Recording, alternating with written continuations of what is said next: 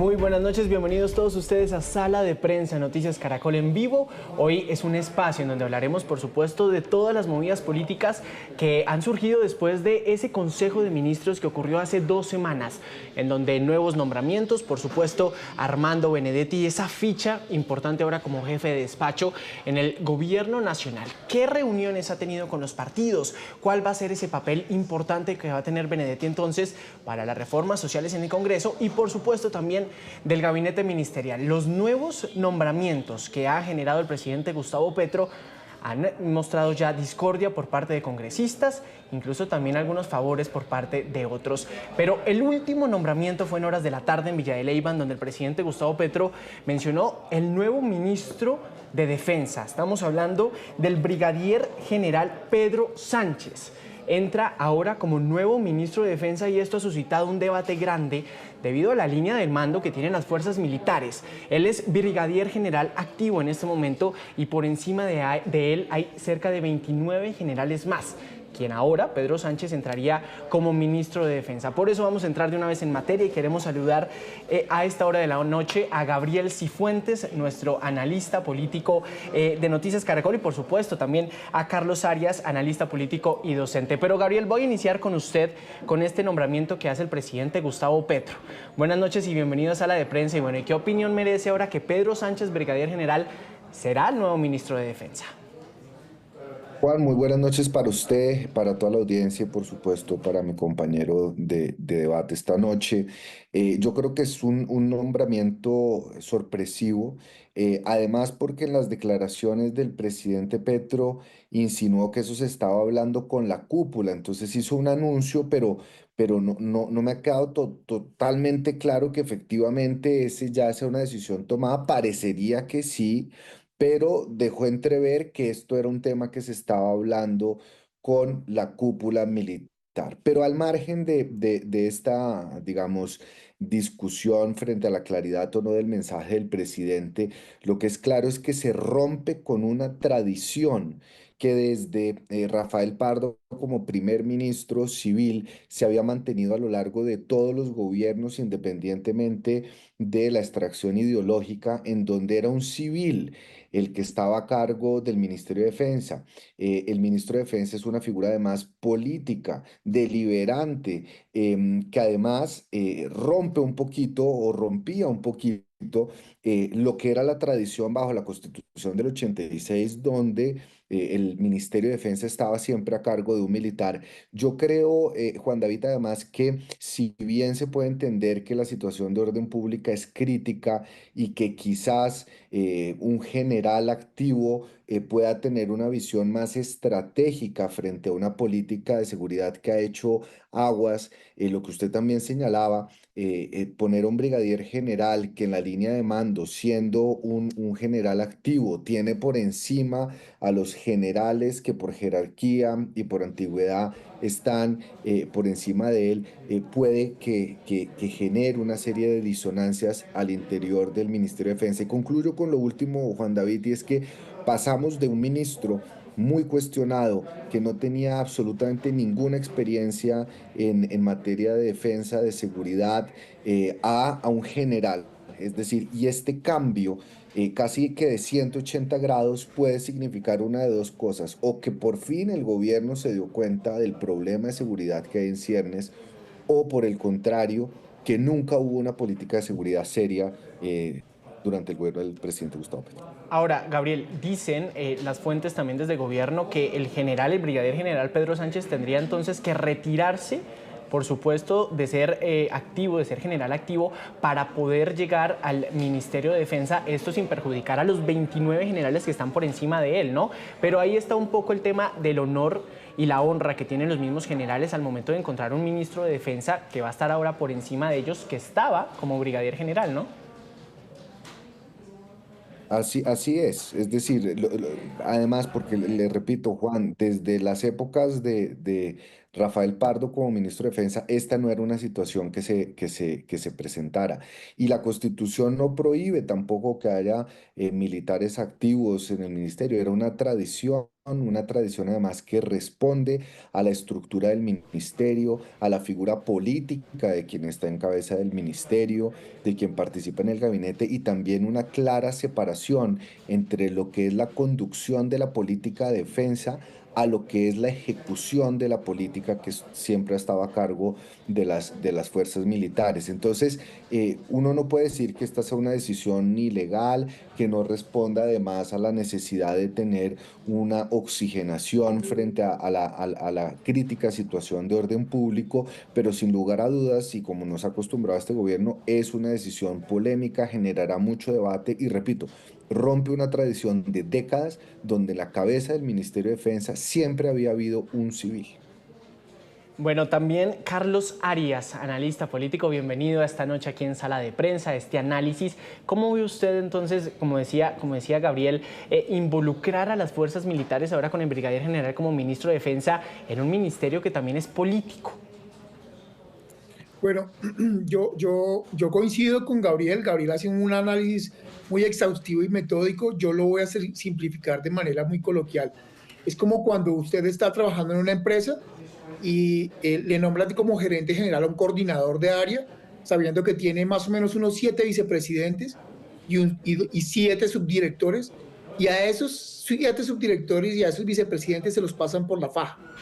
Un ejemplo adicional, es como cuando usted trabaja en un noticiero y al periodista que cubre la fuente lo ponen de director de noticias sabiendo que hay jefes de emisión, ¿sí?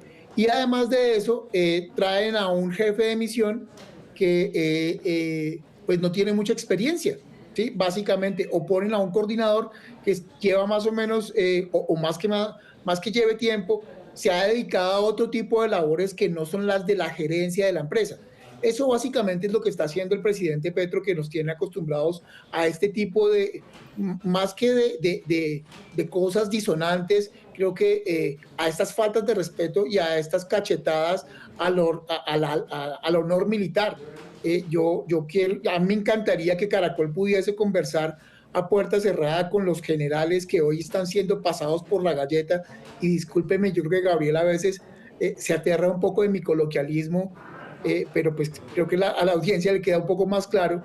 Me gustaría que a los generales los llamaran por aparte a puerta cerrada, en llamadas telefónicas privadas, o a las esposas de los generales, o a las personas que están a cargo de esos generales en las tropas, en los diferentes batallones, tanto de tierra, que los que están poniendo el pecho en el Catatumbo, en el Valle del Cauca, en La Guajira, para ver qué se siente y qué piensan las tropas que están a cargo de estos generales. Y es que ahí es donde está la bofetada. Carlos, usted diría, un segundo Gabriel, Carlos, usted diría entonces que estos 29 generales que están por encima, ¿cuál sería entonces ese deber ser de ellos, por ejemplo, que están en una línea de mando, que tienen el honor y la gloria estando en las fuerzas militares y que son generales en este momento y están por encima del nuevo ministro de Defensa?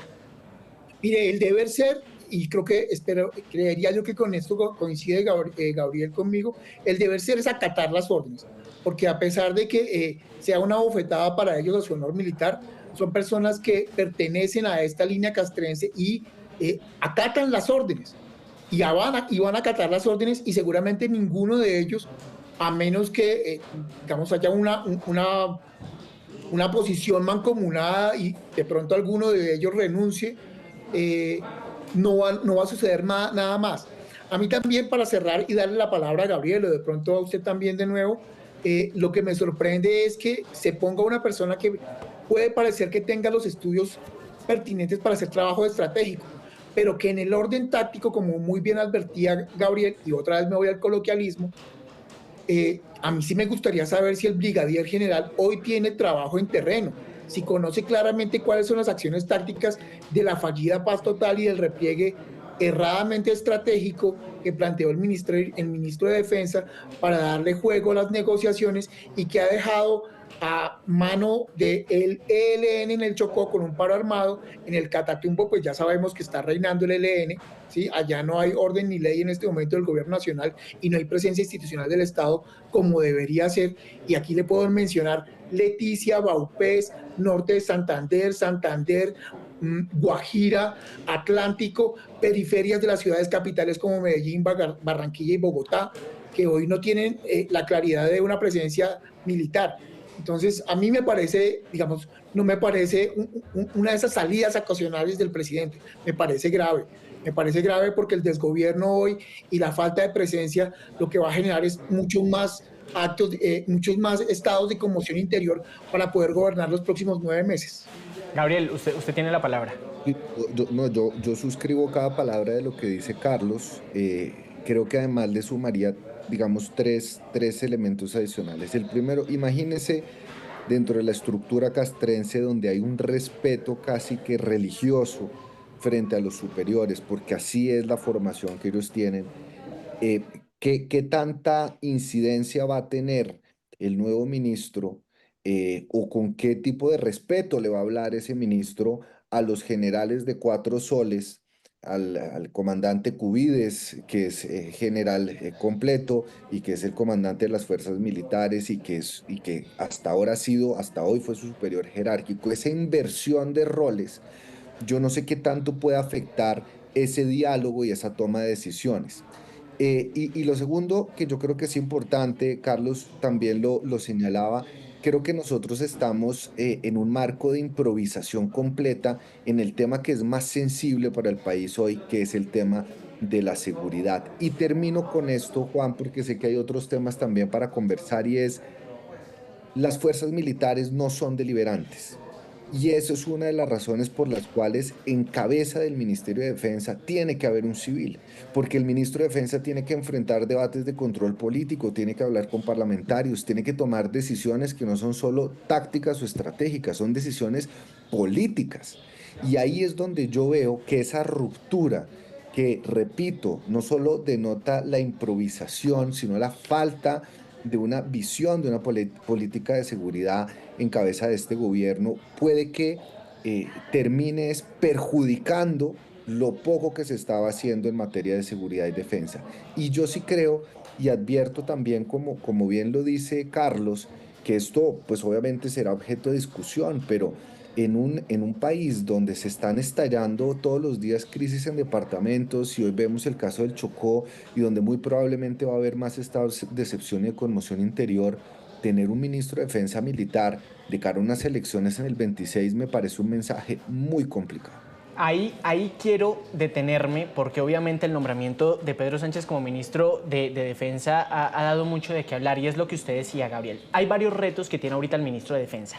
Tenemos la conmoción interior en el Catatumbo, hay paro armado en el Chocó, la crisis, por ejemplo, que se vive contra el ELN con las disidencias de las FARC. Ustedes han mencionado que debe ser una persona más política, no tanto táctica, que entra ahí. Carlos, ¿qué papel entraría entonces a jugar Pedro Sánchez para buscar precisamente tomar ese tipo de decisiones? Porque usted decía, no sé si él tenga experiencia en terreno o de pronto no tenga experiencia tampoco en el Congreso de la República, en sus debates de control político. Mire, yo quiero responderle con estas metáforas literarias supuestamente complejas e inteligentísimas del presidente, que para mí son lo más básico y lo más de astucia y de audacia pseudointelectual. Aureliano Buendía, el seudónimo con que se conocía al presidente cuando militaba en el M-19 y con que él se ha autoetiquetado, no es Aureliano Buendía, es Arcadio. ¿Por qué es Arcadio? Y aquí entro a responderle. Porque ha nombrado a una serie de personas, ¿sí?, en los ministerios que no tienen ni la cualificación académica ni la experticia suficiente para asumir las carteras. Y creo que, con todo el respeto, bueno, sin respeto, porque cuando uno dice con todo respeto no es que esté respetando mucho, pero con algo de esta posibilidad de hacer opinión y análisis, desde criterios más técnicos o académicos. Creo que lo que pasa con el brigadier es exactamente lo mismo que nos pasa con el Ministerio de Educación, ¿sí?, que nos pasa con la Cancillería, ¿sí?, que nos pasa con personas que no tienen la cualificación académica ni experiencias suficientes para dar los criterios suficientes para sacar adelante estos 7 u 8 meses que le quedan de gobierno, ¿sí? Arcadio Buendía se rodeaba de niños en la escuela, se hizo vestir de general y es lo que nos está pasando al presidente. O sea, se rodea de personas que no tienen la cualificación para decirle no, eso no se debe hacer. Y ahí entro ya para cerrar a responder su pregunta. A mí me parece que es, como le reiteraba la pregunta anterior, me parece bastante grave, porque es que un general de 4 soles tiene la competencia suficiente, porque no solamente ha liderado las tropas, sino que ha estado en diferentes niveles de interacción con gobernadores, con alcaldes, con ministros, con funcionarios de altísimo nivel, ¿sí? Y en este caso pues no la tiene. O sea, el máximo récord por lo menos conocido en la opinión pública del brigadier, hoy ministro de Defensa, fue la operación que salvó la vida de 4 indígenas en Colombia, que es una acción heroica, claro que sí, pero que no está anudada a esta realidad coyuntural que en la que tenemos hoy, una guerrilla del ELN que está completamente fragmentada, que trabaja mediante bandas delincuenciales, que tiene cooptado varios territorios del país, a los Pachenca, a los disidentes de las FARC. Pues miércoles, lo que dice Gabriel creo que es la respuesta, y ahora sí termino, de verdad termino, es como un brigadier le va a hablar a un general de 4 soles a decirle qué es lo que tiene que para desarrollar la fuerza de tarea conjunta en el norte de Santander y en el Catatumbo. Yo quisiera estar en una reunión de esas, o sea, me encantaría estar allí. Llama mucho la atención que en este nombramiento de ministros hemos visto ahora al nuevo ministro de Trabajo, hemos visto también a la ministra de Transporte, que vienen de partidos políticos. Llama mucho la atención. La ministra de Cultura, Juan David, la también. Ministra de Cultura, la nueva ministra precisamente de Cultura que también está, y hay muchos ministerios que todavía no conocemos quiénes van a estar en la cabeza, pero Ministerio de Defensa, muchos partidos políticos de pronto también estaba detrás de esta cartera, pero nombran a un general, un brigadier general como ministro de Defensa. Voy a hacer esta pregunta a los dos, empezando por Gabriel. ¿Cuál es ese mensaje que quiere dar, por ejemplo, el presidente Gustavo Petro al nombrar a Pedro Sánchez como Mindefensa, a dejar a un lado de pronto esas peticiones políticas que le estaban haciendo? Yo creo que uno puede jugar con ciertas carteras, no con el Ministerio de Defensa, comenzando por ahí. Lo segundo es que yo creo que en esta, digamos, narrativa romántica del presidente Petro, esta es la cara humana de las fuerzas militares que se metió en la selva a salvar a los 4 niños, que es conocido relativamente por la opinión pública, que durante ese mes se mostró como justamente como el mismo presidente ve a la fuerza pública y es una fuerza pública volcada a salvar la vida, a salvaguardar la vida, la diversidad, en fin.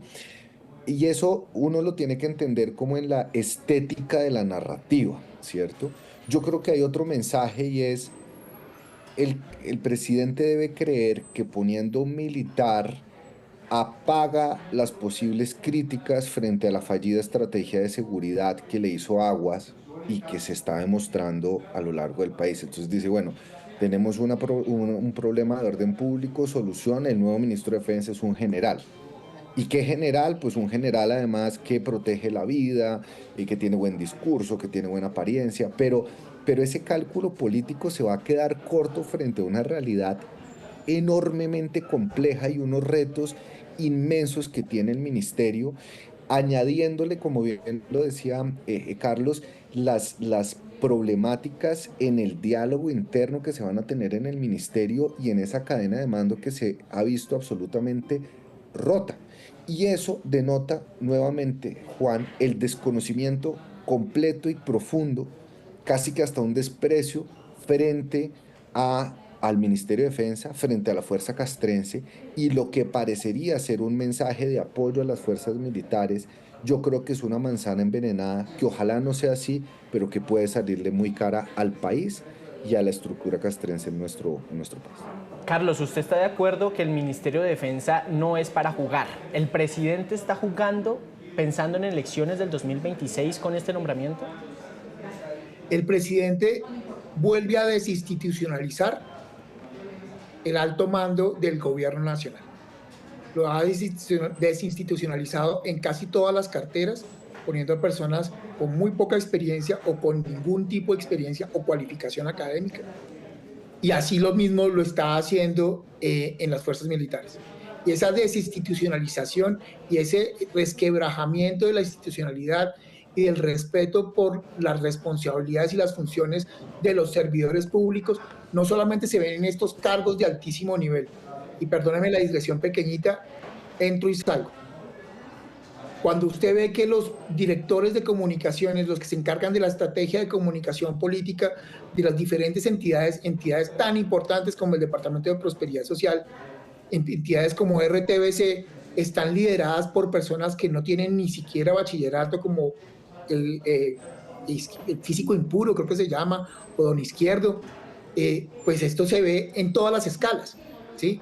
Para cerrar, esta desinstitucionalización del Ministerio de Defensa, ¿sí?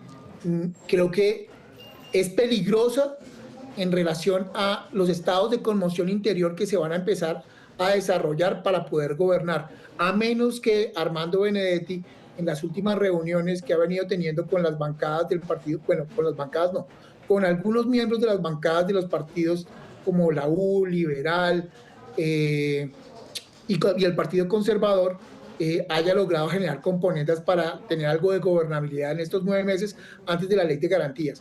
Pero lo que yo sí advierto es, además de esto, sumado a llamar a la gente a las calles, salir a decir que lo están buscando para asesinarlo con misiles.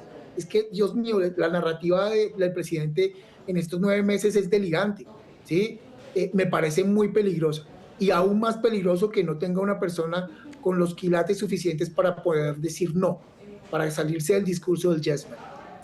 Una narrativa del presidente Gustavo Petro que ha sido muy difícil de entender por parte de muchos en el mundo político. Estaba hablando Carlos de los nuevos retos que tiene entonces el general Pedro Sánchez como ministro de Defensa, pero también mencionó a Armando Benedetti. Usted decía, se reunió con los conservadores, se reunió con los liberales, se reunió con toda la bancada de la U. El día de hoy se reunió también con el Pacto Histórico. Los verdes dicen que no se quieren reunir con Benedetti, pero ya tienen puestos en las carteras. ¿Cuál es ese movimiento, Gabriel, que va a tener entonces ahora Benedetti, cambiando un poco ya de arista de Mindefensa ahora a jefe de despacho, que va a tener Armando Benedetti con las reformas? Porque digamos que está utilizando como las funciones que debería tener el ministro del Interior, ¿no? Sí, pero si uno ve el decreto, Juan, del jefe de despacho, que es del 2019, esas funciones las puede asumir el jefe de despacho. Es decir, el jefe de despacho como mano derecha del presidente, de acuerdo con ese decreto que crea la figura, puede reunirse y puede tener esa interlocución política. Y yo creo, Juan, y no quiero ser cándido, no me malinterprete, yo creo que es normal que haya discusiones de carácter político, que el gobierno se reúna con los representantes, con los senadores.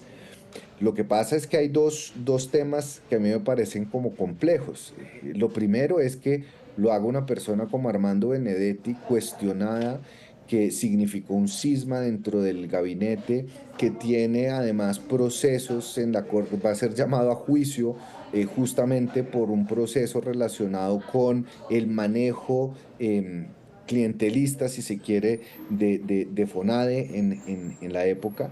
Y el segundo tema que me parece preocupante es que estas reuniones se estén dando antes de que se haya definido el gabinete. Entonces queda como en el aire, como si aquí lo que se estuviera haciendo son acuerdos no políticos en el sentido noble de la palabra, no política de P mayúscula, de hablar de prioridades, llamar a consensos, sino que se estén utilizando estos espacios para hacer promesas de la repartija burocrática que le permita al gobierno salvar alguno de los proyectos que tiene en el Congreso, pero más aún, porque es que yo creo que lo que está detrás, sí, obviamente, salvar la agenda legislativa, que va a ser muy difícil en una tercera legislatura con una Corte Constitucional que se está mostrando, digamos, muy cuchilla, digamos, por así decirlo, pero yo sí creo Juan y Carlos, que aquí lo que hay es una estrategia con miras al 2026. Y eso es lo que a mí me parece más llamativo, más preocupante.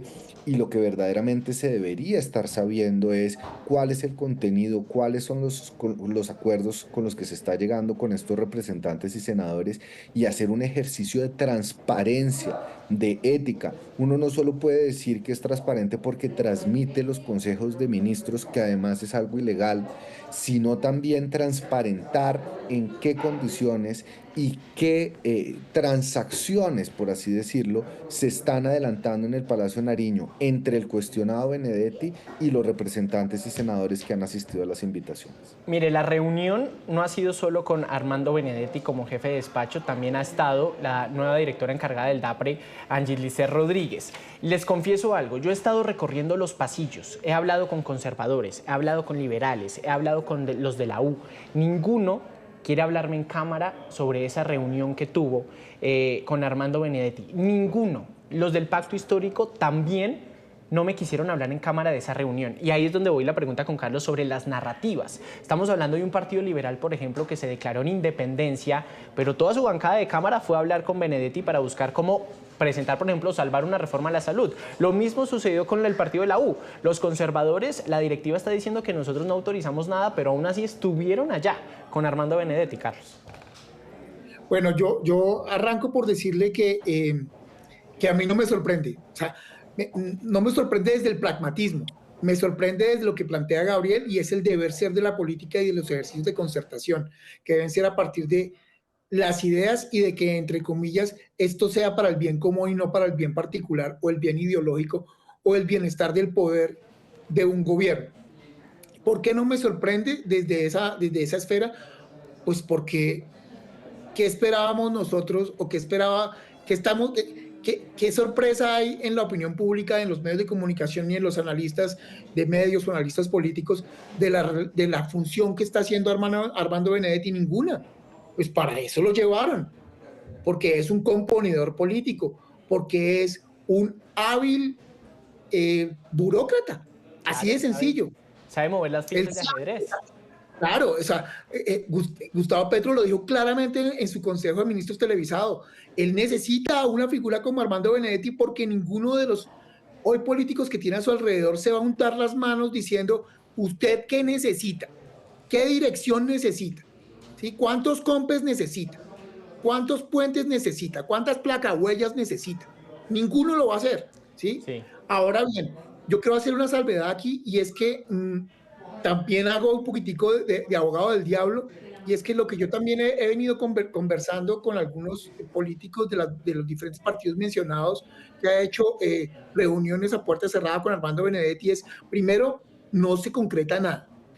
Dos, no va toda la bancada, sino van esas bancadas que fueron faccionadas o fragmentadas en el ejercicio electoral de hace 3 años. Es decir, van los miembros del Partido Conservador que siempre han estado con Petro porque en sus regiones, en campaña electoral, terminaron votando por Petro sus estructuras, pero no van todos los miembros de la bancada del Partido Conservador. Por ejemplo, lo mismo pasa con la U, ¿sí? Lo mismo pasa con el Partido Liberal. Entonces, hoy están en esas reuniones con Armando Benedetti, no todos, están los que siempre han estado. Y esa es una salvedad que es muy importante dejarle a la opinión pública, ¿sí? Y esto no significa que que los otros que no van sean impolutos, maravillosos políticos que no juegan a la mermelada, no. Y tampoco significa que sí lo sean. Simplemente significa que nunca han estado con el gobierno, que siempre han votado en contra. Claro, claro. Y esto Otro se ve.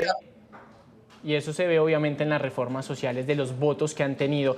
Caballeros, se nos está acabando el tiempo aquí en Sala de Prensa. Ha sido una conversación bastante gratificante de todo lo que ha ocurrido en el gabinete ministerial. Quiero cerrar y rápidamente con la postura de los verdes. Conocimos que hay 6 congresistas que se van a salir del partido, que pidieron la decisión precisamente por la cercanía que está teniendo el ala progresista de los verdes con el pacto histórico, con el gobierno del presidente Petro, con sus ministros.